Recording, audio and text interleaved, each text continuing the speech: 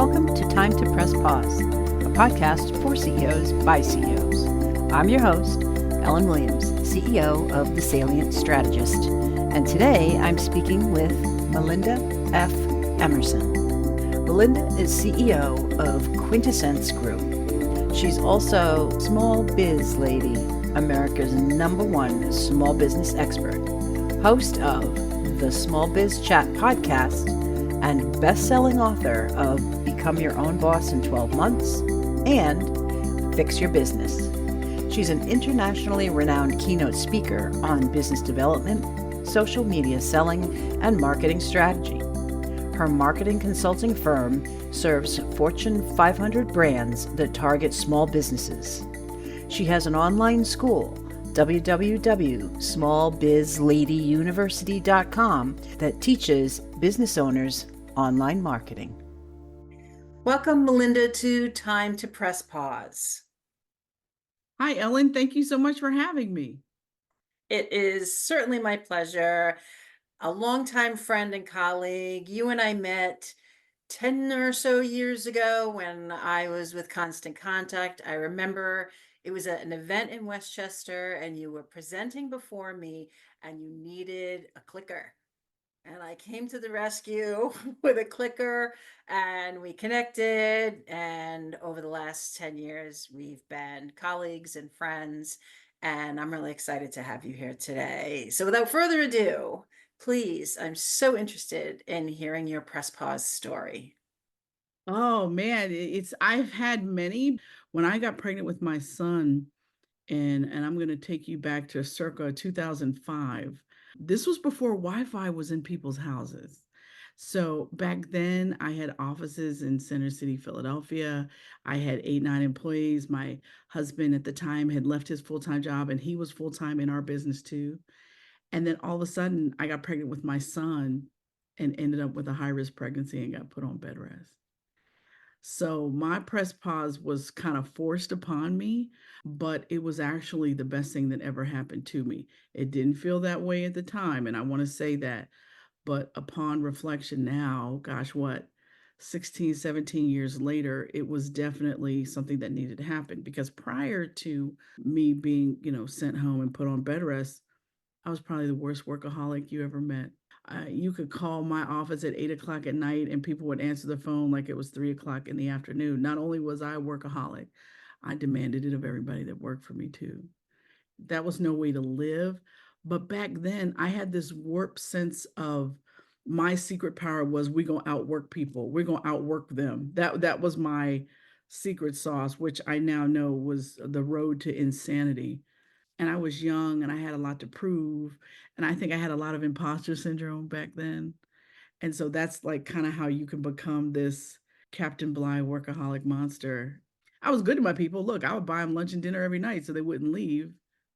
But that wasn't the right way to run an organization or to actually have a life. At that time in my life, I was probably living to work versus working so that I could live my best life. But then I got pulled out, put on bed rest, and really threatened by my doctor, who was like, "You have to listen to us." So I did what she said. I mean, I barely raised my voice above a whisper at anybody because I was so scared of hurting my son, who is now 18 years old and just went off to college. That sort of like year and a half of all of that was really scary. So obviously I wasn't pregnant the whole year, right? So it was about 6 months that I got put on bed rest. And then by the time I had my son, my business was in shambles because I had broken the #1 rule, right? I had built a business that could not run without me. And I had built a culture in my business that you had to come ask mama, right? And so I was mama and mama wasn't there. So nobody was kind of doing anything. I mean, these guys weren't even checking my email. People were sending us RFPs and they weren't checking my email.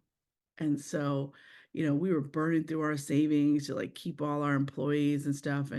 But while I was home, it was the first time that I was actually forced to rest, forced to think, had the luxury to sit and think and actually take notes around things. And I started thinking about in that time all the expensive mistakes I had made in my business. And man, that list was long. I mean, it was scary how long it was. It was probably as long as my arm right here, like, from the wrist back to the. I wrote everything down that I could think of. I even wrote down lessons that other friends of mine had learned in business. Then the baby came. Then I had to learn how to raise my first baby. And I don't know if anybody tells anybody this, but the first year of your first baby's life is hell because you don't know what you're doing.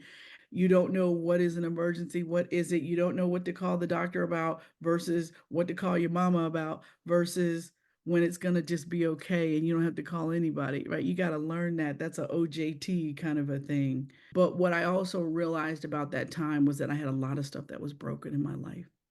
So my business was broken. How I was working my business was broken. And then I also realized that I had a broken marriage too. And I was basically unhappy everywhere.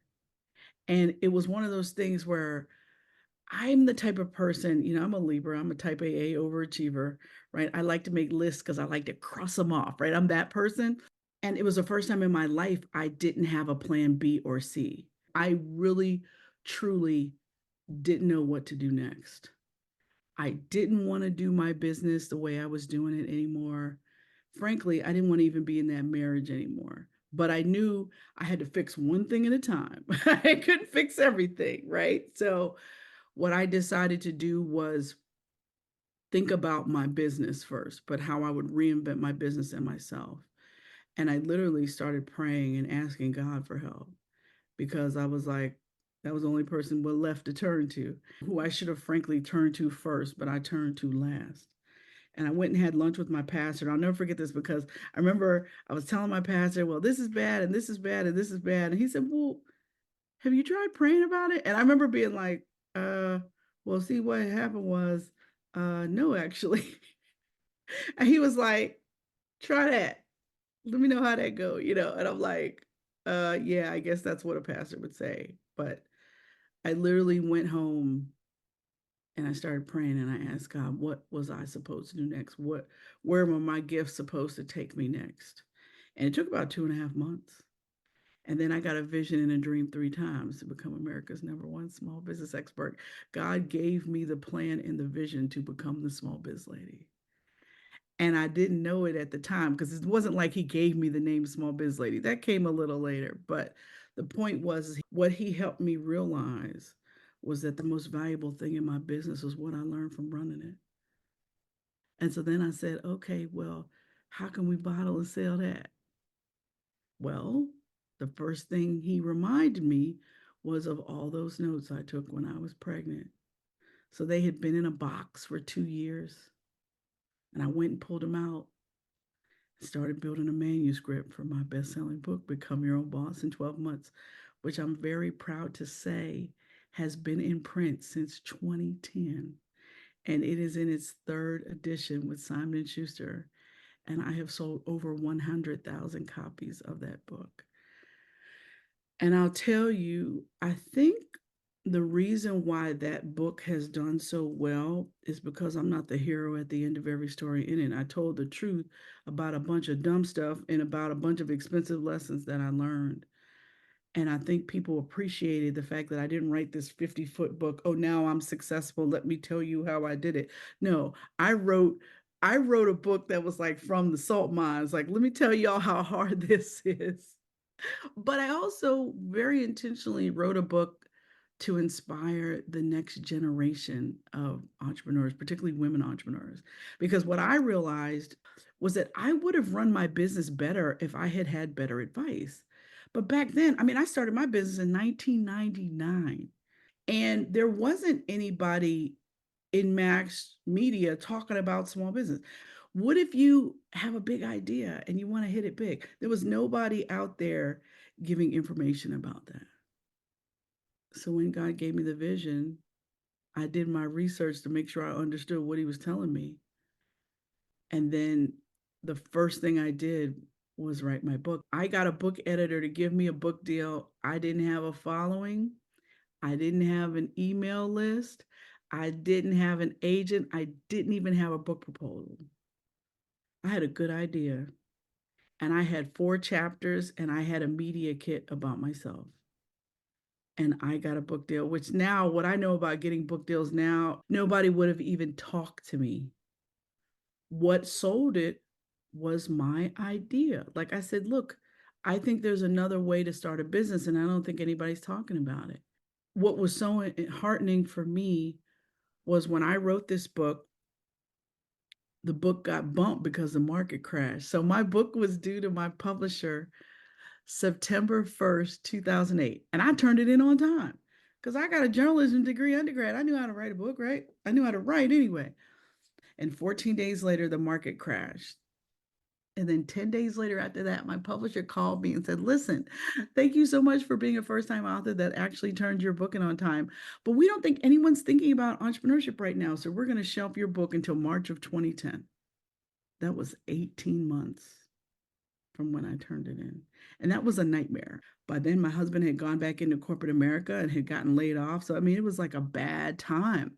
The other problem was I had wound down my other company, my video production company, thinking I was about to go out on this national book tour and I was about to become America's #1 small business expert.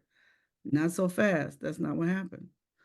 So I remember I was a member of the National Speakers Association and I went to a meeting and told everybody my sad story. And a woman who was at the meeting said, if I were you, I would start publicizing that book like it was coming out anyway. I would learn this new social media thing everybody's talking about, and maybe you could use that to build a platform for yourself before the book comes out. Now, this is 2008. Twitter was 1 year old. It was like, what is social media? That's what people were saying back then. And so I hired a woman. I'll never forget when I talked to her because she was like hyped up. She was like, oh, you mean the book's not coming out for a year and a half? Really? We have time to build your platform? And again, even back then, the word author platform wasn't even two words that people used together. I thought the woman was crazy, to be very honest with you. Her name was Kathy Larkin, and she's been a dear, dear friend of mine over the years. So the day came for me to get my own Twitter account. So I go to twitter.com. She's on the phone with me. She's on twitter.com. I put in Melinda Emerson, and I get this polite note back. This name is already taken. Was like, what? Are you kidding me? First of all, my name, Melinda, is not common. I probably have met 6 other Melindas older than me, like my whole life. You know, my name was never on the keychain at the gas station, you know, when you're a kid. Like, my name is not common. So the fact that there was another Melinda Emerson and that troll had gotten to Twitter before me was ridiculous. In that instance, we had to come up with a new name for me, a nickname, if you will. And I remember Kathy was like, well, let's come up with some names. And I said, you mean like Mindy or Melly Mel or something? And she said, no, fool, you're not a rapper. I'm not gonna give you a name like that. And I was like, okay, calm down. I said, well, what kind of name? And she said, we need to think of a name that has good keywords in it. What are you talking about? So she said, it needs to be small business something, small business guru or small biz expert. And I was like, I don't like it. I don't like any of that. And then she said, well, how about small biz lady? I was like, well, I think I could be her. Okay, let's use that. Boom. Small biz lady. That was the day I became small biz lady. And what we now know is that that's the best branding thing that ever could have possibly happened to me. Because, okay, let's fast forward the 18 months. My book did come out, and I have a brand that reaches 1 million entrepreneurs each week online. And I tell people all the time, there's thousands of small business experts, but there's only one small biz lady, and that's me. Wow. So I have no doubt that the pause was the best thing that ever happened to you, because what came after the pause, the birth of your son and the birth of this new persona, which has continued to carry you all these years. That's a lot of great outcome and real soul searching that happened during that pause. Oh yeah, I believe that the only way God was able to stop me was to get me pregnant with my son. Like he was like, I'm gonna stop her because she's gonna kill herself or somebody else.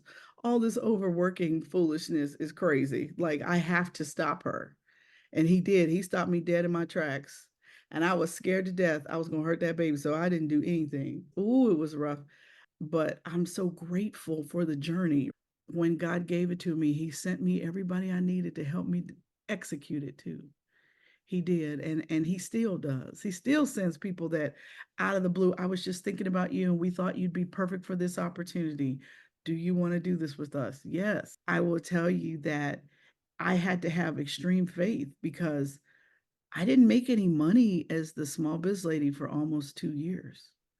So I had to keep doing it, tweeting, blogging, answering people's questions. I hosted a live tweet chat on Twitter for 10 years. I was on it. Yes. Yeah.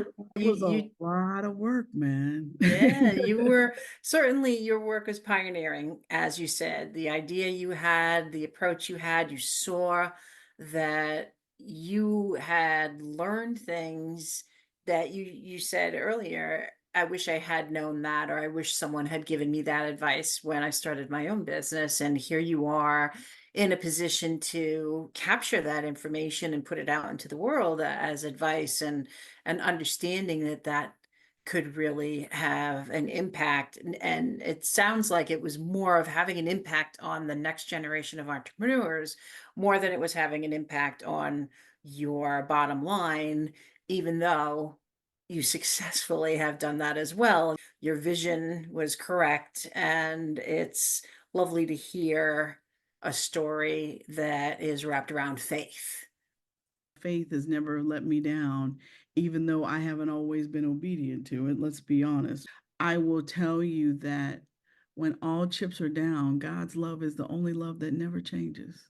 It's new every day. His blessings are new every single day. And what I can tell you is that I almost believe that he has enlarged my territory, so I'll tell more people my story. It's funny. I write a blog, right? And I've been posting on my blog ever since 2009. But in 2010, I wrote a blog post called The 10 Bible Verses Every Small Business Owner Needs for 2010. And I write it every year, and I release it on Martin Luther King Day every year. And it's the most popular content I have ever written. I write about being a Christian one day a year, and it is the most popular content that I have ever written. I love that, and I appreciate that. I don't preach a religion, but I appreciate the level of faith you have in yours and the impact that it's had in your life. And I think your story is very inspirational. So I'm going to leave us with one quick question here. What advice do you have for CEOs whereby they can identify when it's time to press pause? It's okay to press pause.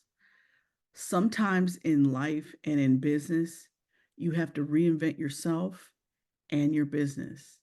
And sometimes if you take that pause and think about what you really love to do and what other skills you have other than the skill you're doing right now, you'd be amazed where it could lead. It could lead you to a whole new multi-million-dollar business. Trust that. That's amazing. It definitely came from the heart. Melinda, I've always enjoyed speaking with you, and it's been a pleasure over the last 10 years as our paths have crossed. And I'm very thankful for you to have been here today on Time to Press Pause. It was my pleasure, Ellen. Thank you for listening to this episode of Time to Press Pause. To learn more about Melinda, go to succeedasyourownboss.com. To learn more about me, go to thesalientstrategist.com. And be sure to join us again wherever you listen to your podcasts.